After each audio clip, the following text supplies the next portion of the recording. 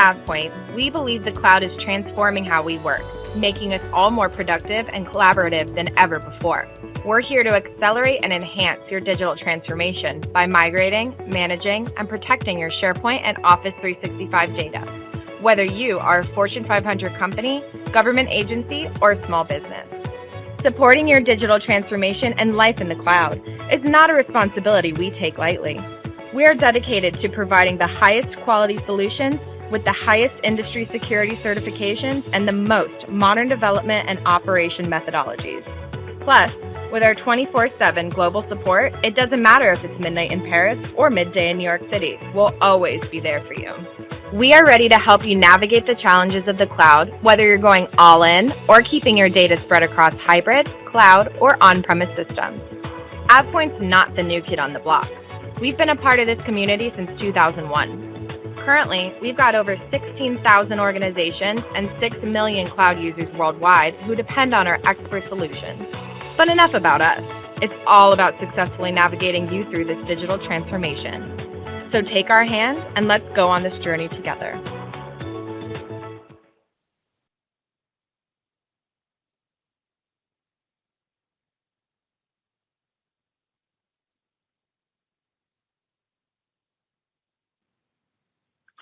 Hello, and welcome to Understanding Microsoft Teams Administration for the IT Pro, presented by Johnny Lopez. Here's Johnny. Hey, thanks, Michael.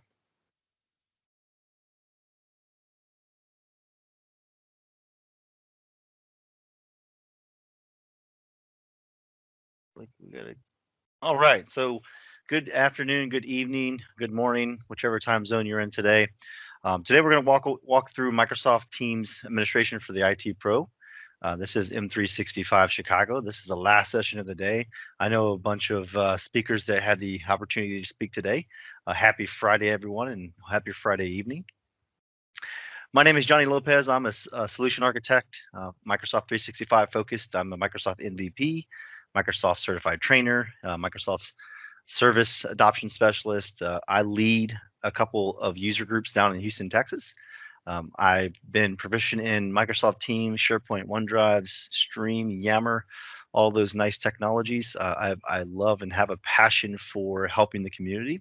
That's why I continue to speak, but also share my experiences and also learn from sharing my experiences with other folks in the organization. M365 Chicago is supporting Chicago Public Schools through a Children's First Fund. If you haven't seen this slide today, you can make a direct donation by scanning the QR code, or you can go to the link in the site. A massive thank you to the sponsors.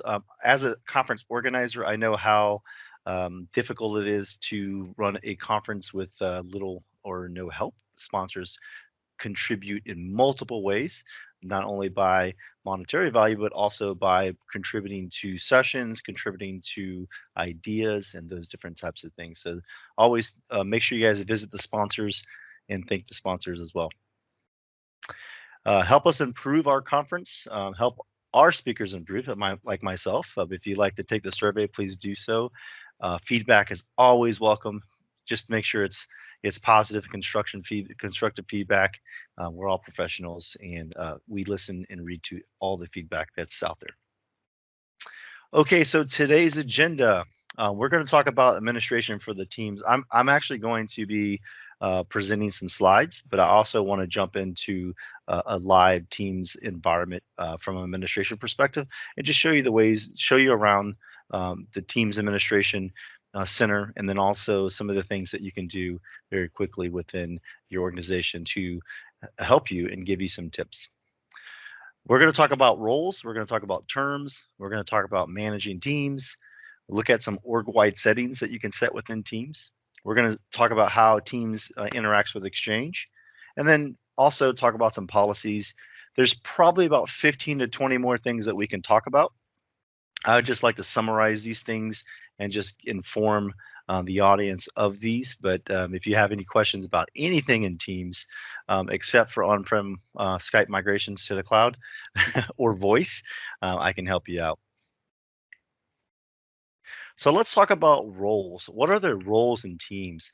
So there's a couple of administrative roles that allows you to grant access to the Microsoft Teams service in order for certain people in your organization to administer certain components in Teams. So the first role I'd like to start out with is the Teams Service Administrator. So what this is this is the main Teams admin for your tenant.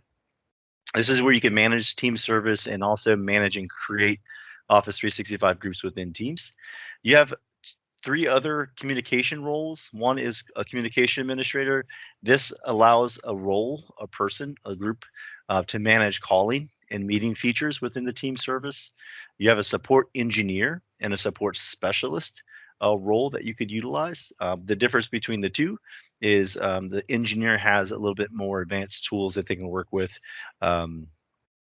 and be able to get into Teams a little bit more. The support specialist has a very basic tool kit that they can get to as far as troubleshooting for communicating issues so they can troubleshoot.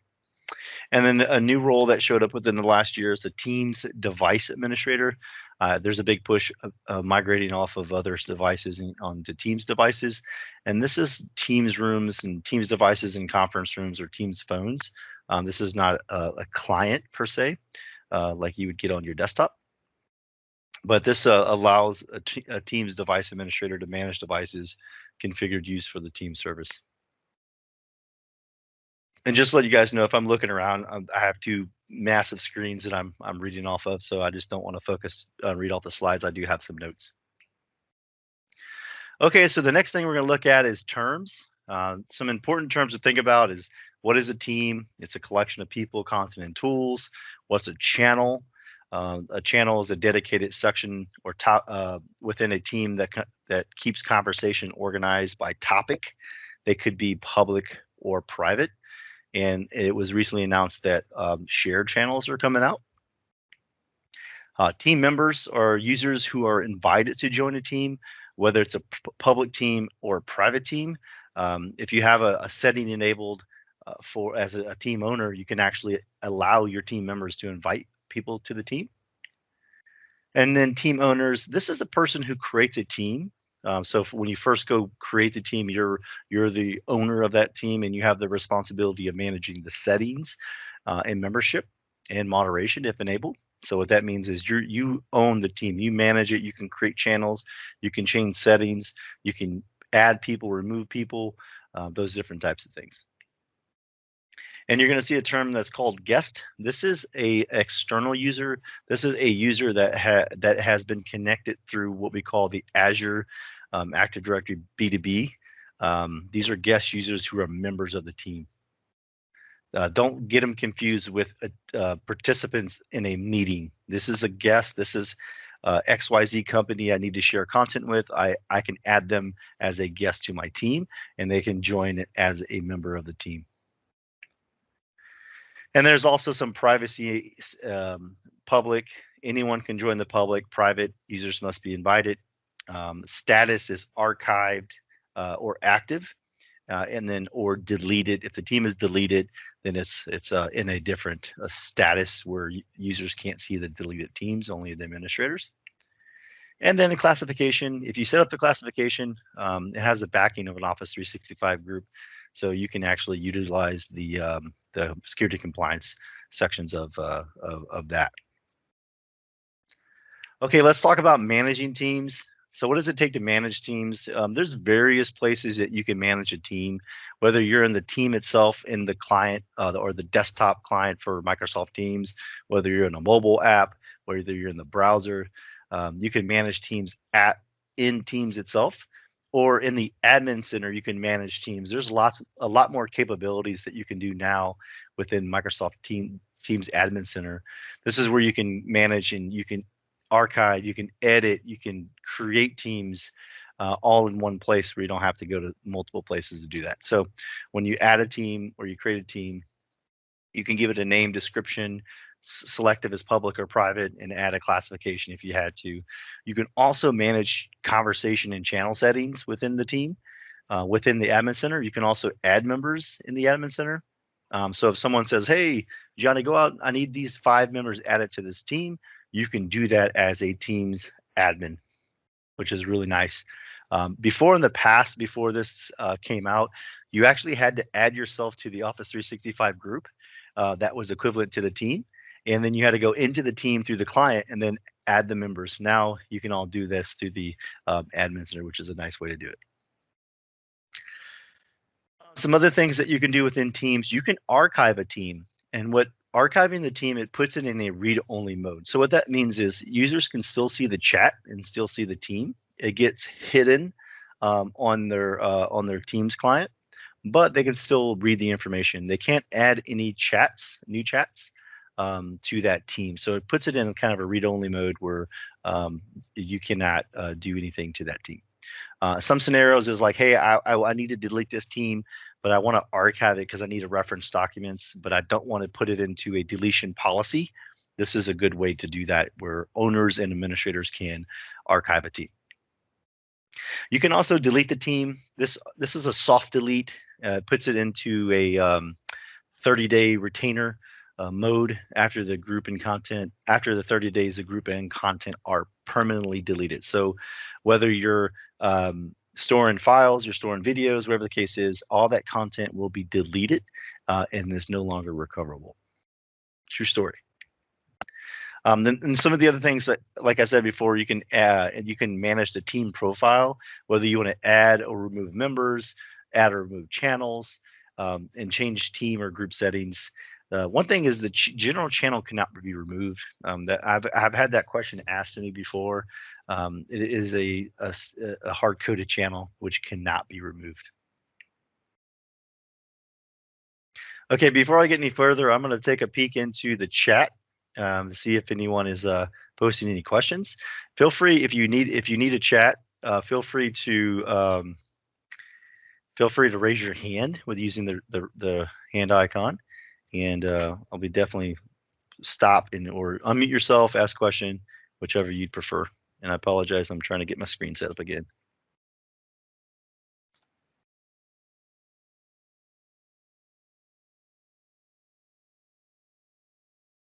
All right, perfect.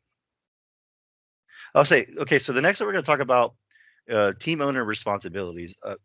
As a team administrator, we deal with owners all the time. So we have to work with our owners. So one of the best ways to continue that relationship is to talk to them and teach them what they can do with the team. You don't have to go through a full class and 8 hours of training of what an owner can do. These are some of the owner responsibilities that you can tell your owner, and this is also available on Microsoft Docs as well. So once the team owner can create a team, they can actually leave the team. As you can see here, a team member probably can create a team, but the team owner is definitely the one that creates it. They can leave team. A team member or team owner can leave a team. Only the team owner can edit or delete the team. Team owners can decide whether they want to allow team members to add a channel. Let's see if I can get my pointer working here. Yeah, so they can add a channel. They can also decide if they want members to edit the channel, delete the channel, or be able to add or request other members, adding tabs and connectors as well. So there are some caveats, like from the moderator perspective, the team owner can delegate members to be able to do some of those things. So it's a toggle button, a radio button. You can turn them on and off at the team level when you manage that team.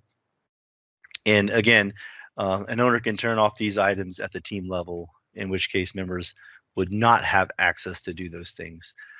So there's also some settings where there is being integrated from a chat perspective, where as a Teams administrator, you can actually disable owners or members from deleting chats, which is a really nice thing. Yeah, Christine, the spotlight effect. I actually have a Logitech presentation stick. Here, I'll show it to you. So it's a presentation stick that I use to spotlight those things. It's about $100. It's worth it if you want to spotlight things. Let's talk about ways to create teams. One of the things I want to talk about before we really get into creating teams is governance. I know this is administrative a topic, but let's talk about governance a little bit. Um, there's two ways that you can do it. You can either turn it on, where you can allow anyone to create a team, which has its advantages and disadvantages. But really think about governance. Why should I allow users to create teams? Why should I manage the team? Why should I manage sprawl? Right? If you turn on anyone can create a team, I suggest that you turn on group expiration policy as well. That way you can manage sprawl in activity automatically. So,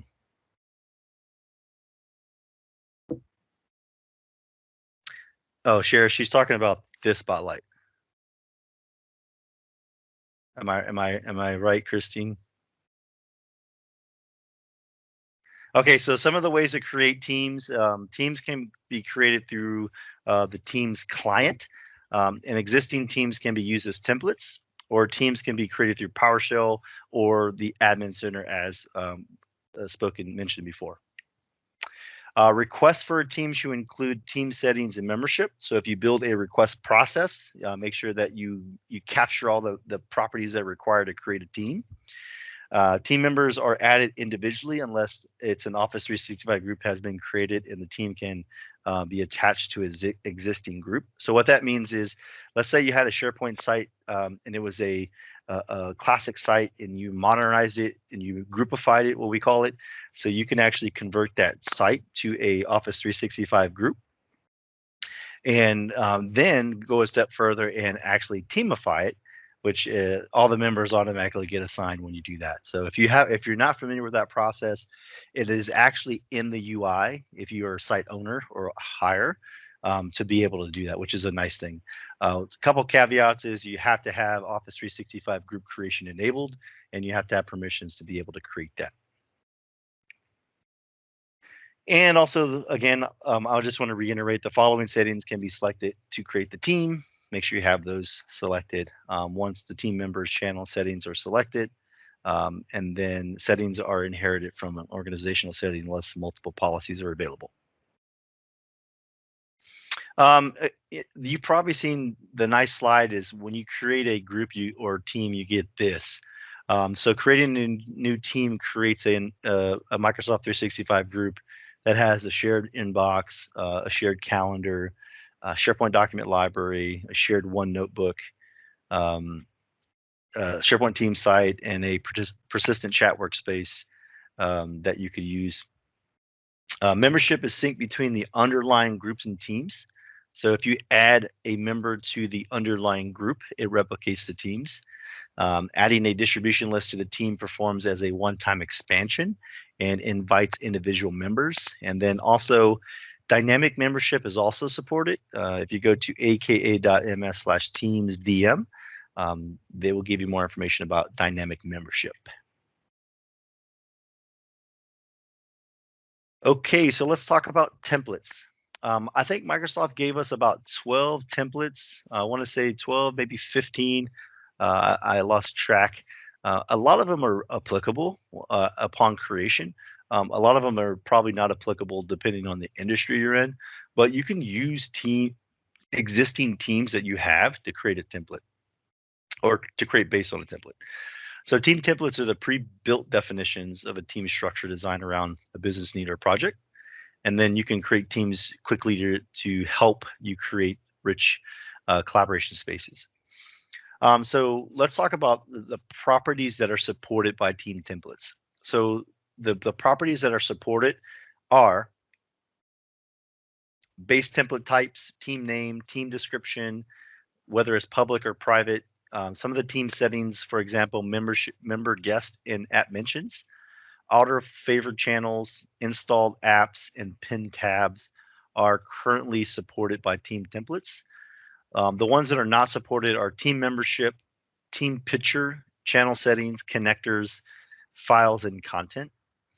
So those are not supported by what we call a Teams template. So if you have this nice pretty team that's set up that has all these files and content, has all these connectors, has team picture, has channel settings specifically around what you can do within channels, and then has a specific team membership. Though if you create a new team based on that template, those won't come over. Just to give you a heads up if you haven't seen that yet. And then also templates, like I said, templates can be created from existing teams. All right, let's look at some org-wide settings. We're good on time. So some of the org-wide settings that you can configure, you can configure what we call external access. This is what we call kind of a B2B access, can be configured to add a domain. So external access is a federation. You're federating with a domain where you can chat with other folks in other teams environments. Guest access, this is a setting that can be granted to enable customer or consumer email addresses such as Outlook and Gmail to participate in the team. You can also manage notification and feeds. So you can allow suggested feeds. The email integration, this allows users to send an email to a channel email address, whether they accept the channel email from specific domains. This is also, you can enable file sharing from other services. One thing, I don't recommend this unless you manage the licenses and the content for the other services. And those things are like Box and Google Drive and Dropbox and Ignite. If you don't manage those accounts, those identities, and the content itself, I would not allow these enable file sharing from other services. That's just my opinion. And then also from an organizational perspective, you can see others in the organization hierarchy. So their manager, their manager's manager, so it builds that org chart dynamically. Some of the other settings are you can control behavior for Surface devices. You can require secondary authorization for things like content pin, resource accounts, can send messages. Search by name. Team uses Exchange address book policy. Switching the setting on to turn on scope searches. If you're not familiar with scope searches, what they are is, let's say you had a help desk in your organization in a group or in a different, that had a different address book, and you don't want two groups of people to be able to search for or chat or search for their names. You can actually turn on scope searches where it doesn't allow those folks to talk back and forth. There's a Teams upgrade setting that you can create, and then with that comes with the coexistence mode. You can do that at the org-wide settings. If you're not coming from Skype for Business, this is something that you don't have to worry about.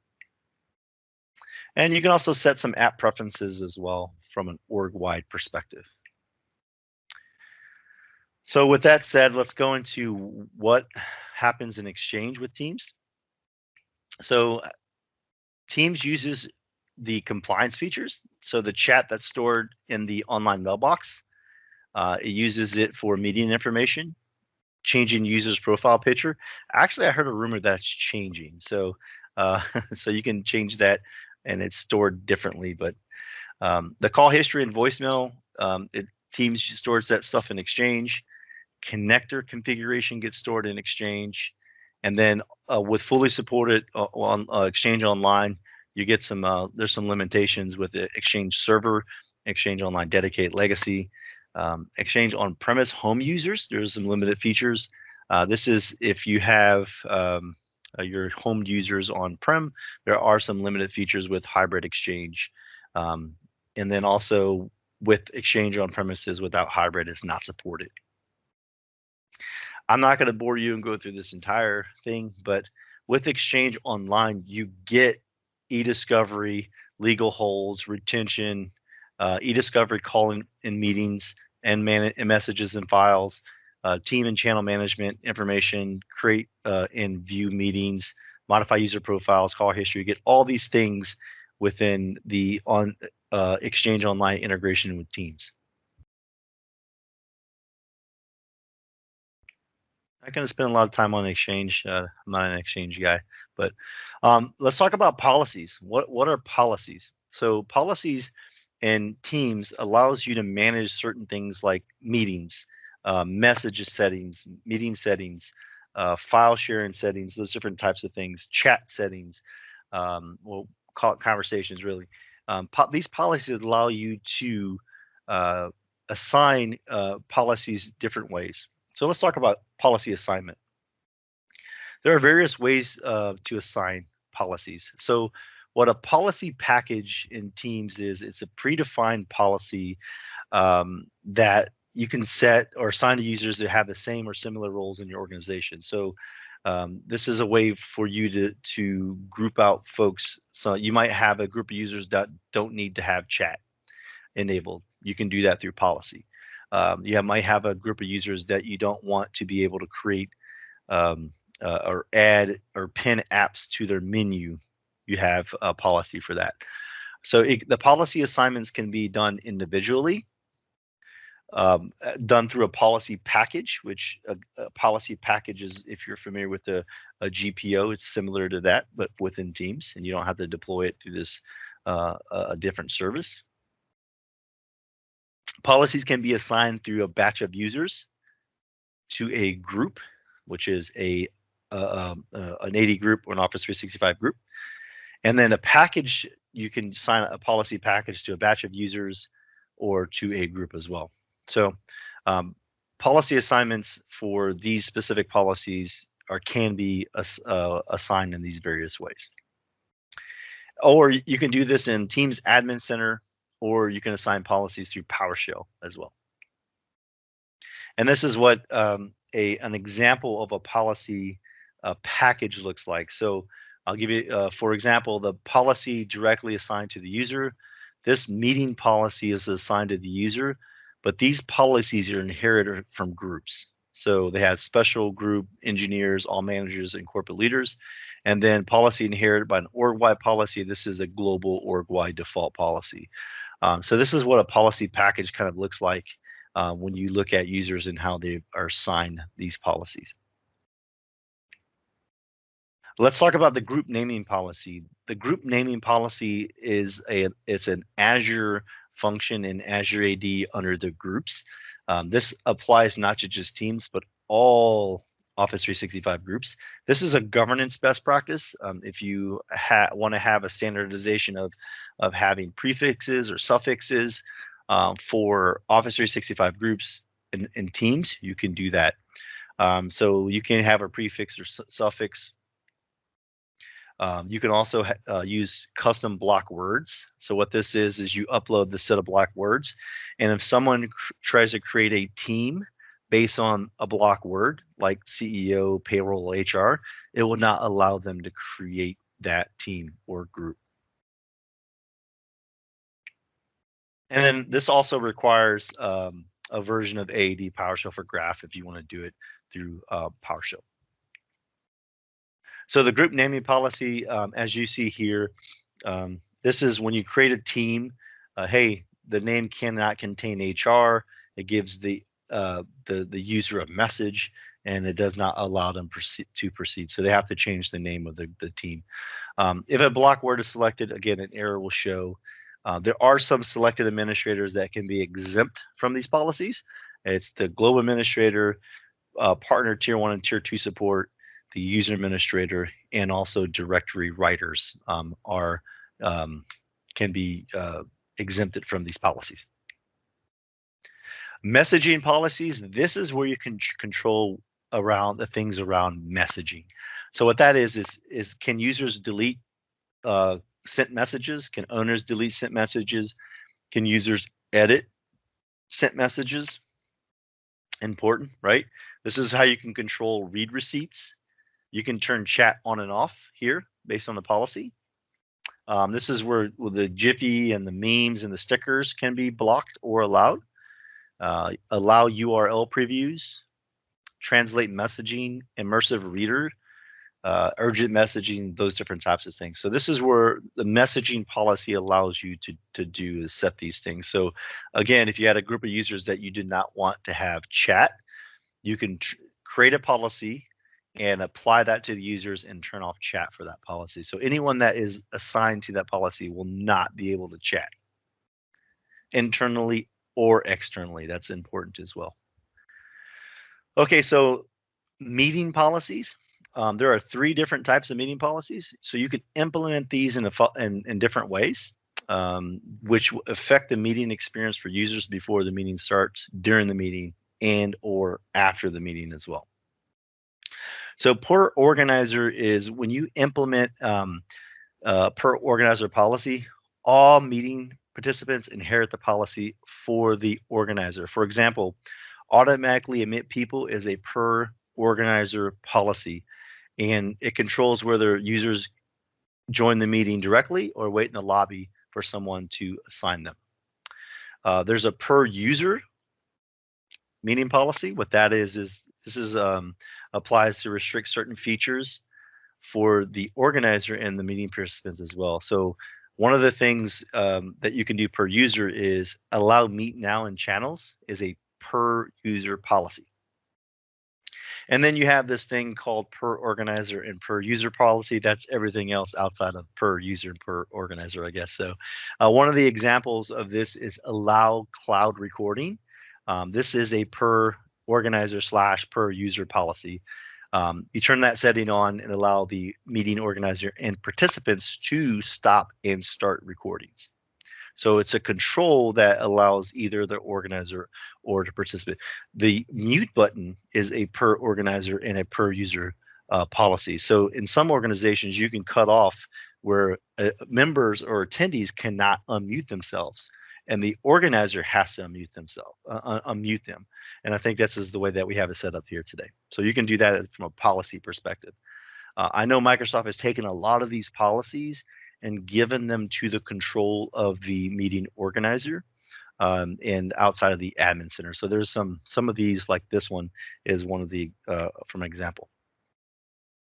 Some of the meeting policy settings, and I'll just talk about a couple of them. Allow meet now, allow channel meeting scheduling, allow transcription, allow IP video.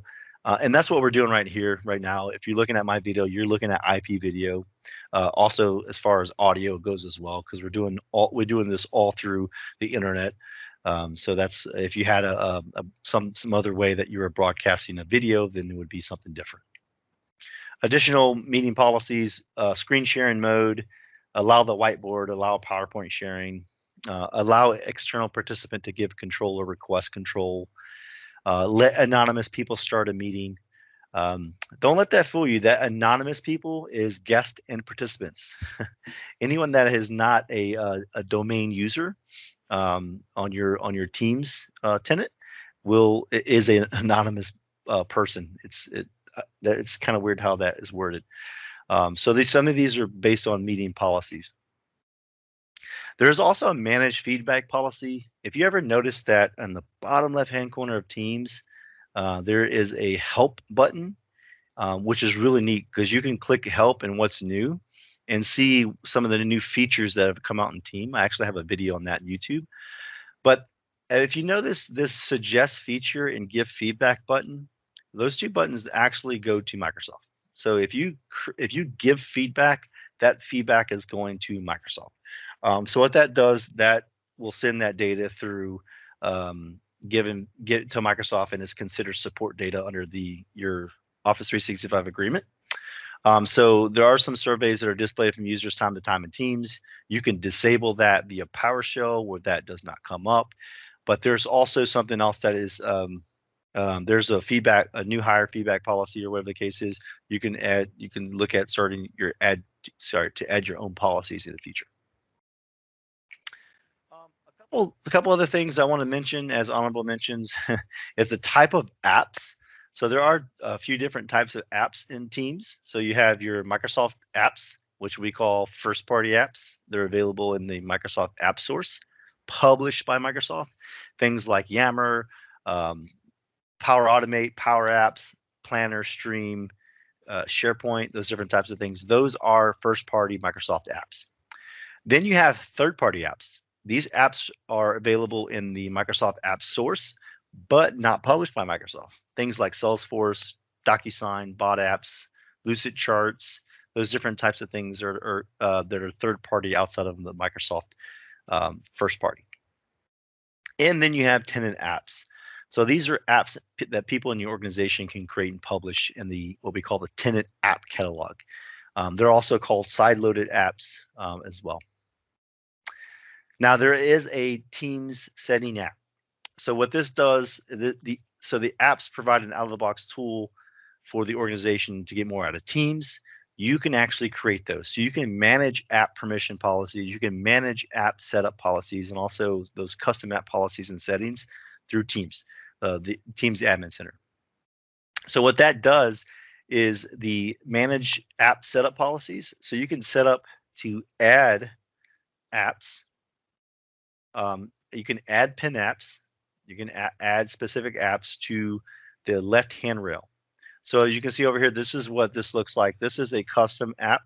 This is also a custom app that is loaded to the left-hand rail, and you can do that through the Teams Admin Center. But it's under the app setup policies. So you can pin and add custom apps to a particular user or users in a security group.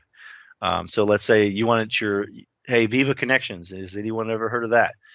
This is actually, this right here is part of Viva Connections. So that Rocket connection is part of Viva Connections. So it is the intranet experience in Teams. Let's talk about a little bit about network planning. As an administrator, so I'm just gonna let you guys know, I'm not a network guy, but because a lot of folks know that I'm a Teams guy, they're like, hey, my Teams is slow, or it takes forever, or I have poor bandwidth and I can't clearly see video. I have to turn off incoming video. My suggestion, anytime that you manage Teams, or if you're going to go into deployment of Teams or enablement, you want to use the network planner to look at some bandwidth requirements in several different ways, right? So what the network planner does, it allows you to create a representation of your organization using locations that you predefine, and then what we call personas, right? So if you have network location, and then persona would be a remote worker, an office worker, or some type of team room systems or information worker, however you guys want to describe it. What this tool does, it will calculate based on the input, your WAN and internet capacity numbers to a specific bandwidth recommendation, and it will calculate and generate a report. And then what this report looks like, it tells you, hey, this site has this many network users. Here's my WAN. It's on WAN on Office 365. Here's the impact for megabits per second. Here's the impact for audio, video, screen share, to show you what your impact would be, and also to help you with network planning in the future, because of the fact that Teams, yes, it's a resource hog, but also if you don't have a good internet connection, you're going to have a lot of problems. So this will help with adding some calculations together. Microsoft gives you 3 recommended personas that you can also add your own 3 if you want to do some testing as well. Last slide is Office 365 URL and IP ranges. Office 365 requires connectivity to the internet. These endpoints should be reachable for customers using Office 365 plans, including GCC. So if you're using some type of proxy, you want to bypass proxy for all your traffic for Office 365. If you don't know what I'm talking about, this is also something that you can do from a network perspective, so you have better performance for Teams in Office 365.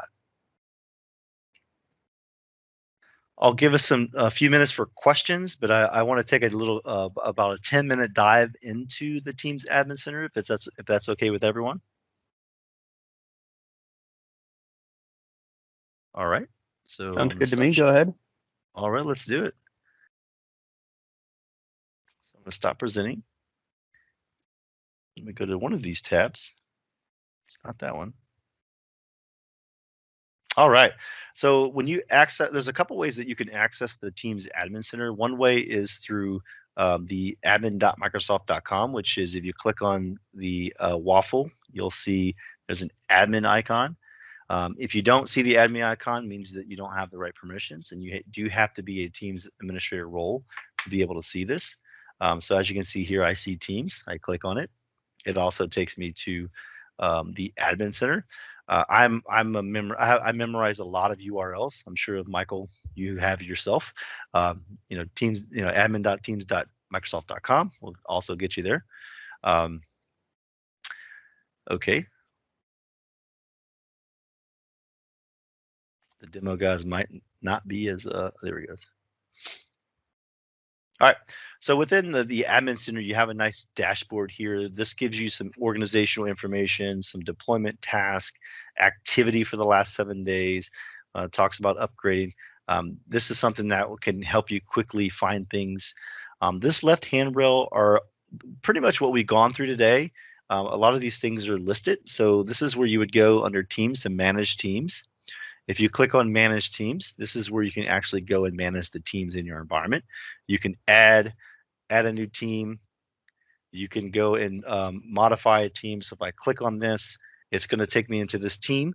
It's going to allow me to look at the members, look at the channels I can add, and look at some settings here as well. The team's policy, in my opinion, it doesn't do much, but allow you to turn on or off creating private channels. I think there's an opportunity to add more settings to this, but as of today, the team's policies only allows you to turn on or off private channels. So if you don't want folks in your organization to create those, you need to turn that off at the org-wide level. There's some update policies here as well. This is how you manage how Teams gets updated, how users can get preview features in Teams. This is a nice way to do that. Templates, this is where you go to manage templates. As you can see here, there's some templates I've created, but Microsoft has provided a good handful of them. You can add templates based on a new template, an existing team, or start with an existing team, which is really nice. I'm not going to get into devices or locations, but this is where you could go to manage users. So if I wanted to change the policies of a user, I can do that by viewing the policies. And this shows me what policies are assigned to this user. It also lets me explore the account. If there are any group call pickup or outbound calling, meetings and calls, policies, those different types of things within the users. But here I can actually go and edit these policies, and I want to assign Adele back to this. I go and quickly assign it. That is the user policy part of it. The policy packages are down here, and we'll get to that second. Meeting policies, as you can see here, there are some default ones, some custom policies. I created a custom policy, but most of these are default. I haven't figured out what trust is. So if anyone knows, please post it in the chat. Help me out a lot. Save me some time on looking. But I haven't understood what trust is. But this is where you can go where your meeting policies, let's say if you want to turn on Meet Now on and off in the meetings and those different types of things, you can turn these policies on or off. You can manage the IP audio, IP video. You can share, you can change this screen sharing mode to the entire screen or single application or disabled. This is where you can actually manage participants and guests for your meetings.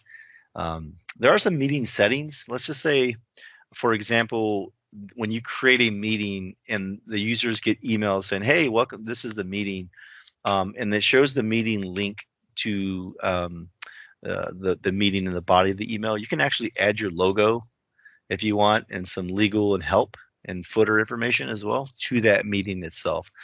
So this is a nice way you can add things, add a nice logo, and add some other things within the meeting invitation. This is where you can go and change some network settings for your meetings as well. If you had some ports, specific ports that you wanted to go set for your media traffic, you can do that here. Live event policies, we didn't talk about that, but this is where you can go turn live events. You can assign this live event policy to users where they can go manage live events. There's some live event settings. If you had third-party video distribution providers, you can turn it on, give it a provider, add all your information, and whoever uses live events will get going through that party, or I'm sorry, that provider. Messaging policy is pretty straightforward. I sent a screenshot. This is where you can disable chat. You can actually change read receipts to turn on for everyone, and you can turn off memes. You can actually change the the Giphy content rating, whether you want it strict, moderate, or have no restrictions. I think this is G, this is PG, and this is PG-13, or the other way around. Yeah, PG-13, PG, and then G, or something like that, if you're looking at it from a moderate content rating. Teams apps, this is where you can go manage apps. So if you want to manage custom apps or block apps, those different types of things, you can do that through here. This is the app itself. The policy is down here below where you have permission policy. This will give users that are assigned this policy access to third-party apps or block third-party apps. You can block specific apps and allow others, or you can allow specific apps, block others. There's some options that you can do there. You can actually add custom apps, block custom apps. There's some options. Setup policies allows you to set up that left handrail. This is where I can go and I can remove things from there. So when I save this policy, I'll give it a minute and we'll go take a look at it. But as you see here today, I have this app sitting here. This is my Teams space here. And I'll, in a minute, I'll give it a few minutes and it'll show that it has been removed. You can also customize your app store. So this is the app store, as you see here. So when you click on, when you click on apps down here at the bottom left-hand rail, this is the app store. You can customize this and you can add some colors. You can add a logo, add a watermark. So you can add different things within here to customize that for your users, which is a nice thing to do. Not going to get into voice. Policy packages, as you can see here, I'm going to use a frontline manager. So if there's a frontline manager group, these are the policy packages that are signed. Notice here they really can't do anything. It's all, if I edit it, it'll show up. But as you can see here, there's this group of people, and that will have these policies assigned to them. Orgwide settings, this is where you can go and turn on the allow access to your Teams and Skype for business users to communicate with others outside the organization. If you have Skype on-prem, it's a little bit different, but if you have Skype online, you can go allow users that have Teams that can chat. One thing is if you add a block domain, all domains will be allowed. If you allow a domain, all other domains will be blocked. So just keep in mind, if you add a domain here, any other domain that tries to communicate with you will be blocked, and vice versa. Guest access, this is where you can allow guest access. You can allow guests to make private calls, allow IP videos, share screen mode. This is for guest users. This is users that are outside the organization for specific settings as well, from meetings to messaging, those different types of things. So if I didn't want users externally to chat, I can turn that off. And across the board, external users wouldn't be able to chat. Some team settings that you can do. I talked about notifications and feeds in the slides. This is where suggested feeds can show up in the user's activity, tagging, email integration.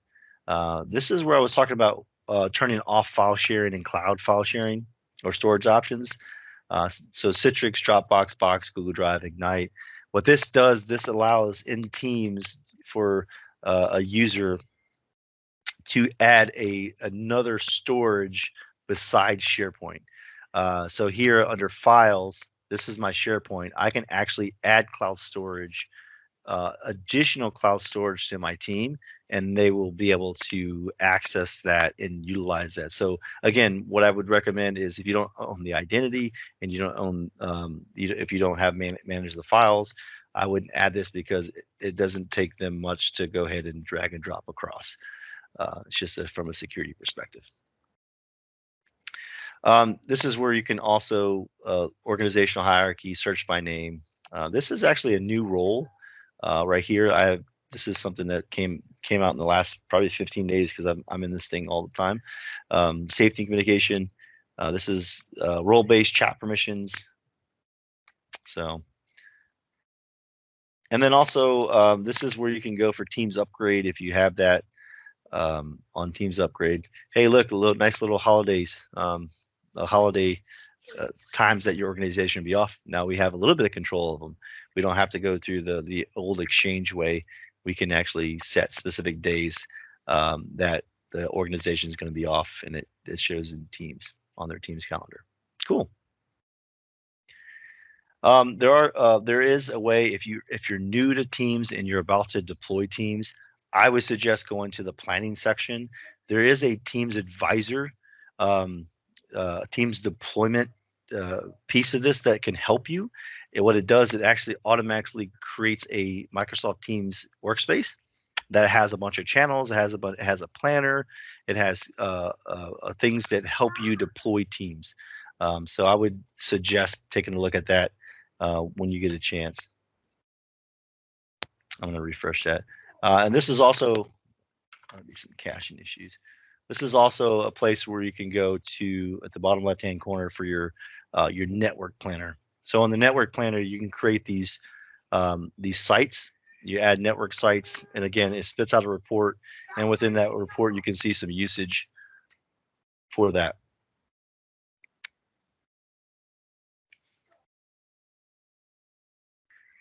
I'm trying to refresh this so you can see that app permission, the app policy that removes that app, but it doesn't look like it's gonna do it for me.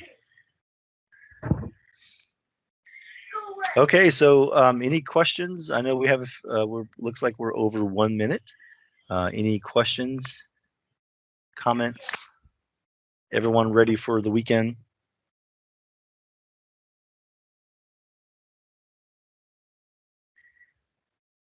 Okay. Thanks everyone for your time, and I hope everyone has a great weekend, and we'll see you guys soon. Johnny, thank you very much. Thank you, Michael. Thank you all for coming.